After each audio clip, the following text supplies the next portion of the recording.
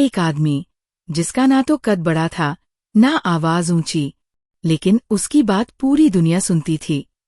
ये कहानी है एक ऐसे नेता की जिसने सड़े हुए सिस्टम में ईमानदारी की मिसाल कायम की, लाल बहादुर शास्त्री। लाल बहादुर शास्त्री का जन्म 2 अक्टूबर 1904 को उत्तर प्रदेश के मुगल सराय में हुआ था। बचपन से ही उन्होंने संघर्षों का सामना किया, पिता का देहांत, गरीबी और कठिनाइयां, लेकिन उनका इरादा कभी नहीं डगमगाया। उन्होंने भारत के स्वतंत्रता आंदोलन में हिस्सा लिया, जेल गए और गांधी जी के सिद्धांतों को अपने जीवन में अपनाया। शास्त्री जी ने पंडित नेहरू के बाद भारत के दूसरे प्रधानमंत्री के रूप में 1964 में कार्यभार संभाला। ये वो समय था जब भारत एक युद्ध की स्थिति में था, 1965 का भारत-पाक युद्ध। इस कठिन समय में उन्होंने एक साधारण लेकिन शक्तिशाली नारा दिया, जय जवान, जय किसान। इस एक पंक्ति ने देश के सैनिकों को हौसला दिया और किसानों को सम्मान। लाल बहादुर शास्त्री सिर्फ एक नेता नहीं, बल्कि एक सोच थे।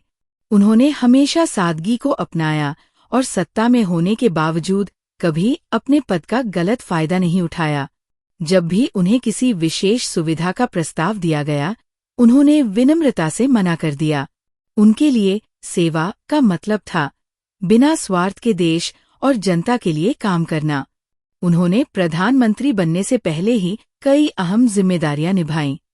रेल मंत्री के रूप में उन्होंने पहली बार रेल दुर्घटना की नैतिक जिम्मेदारी लेते हुए इस्तीफा दे दिया, जो भारतीय राजनीति में ईमानदारी का दुर्लभ उदाहरण है।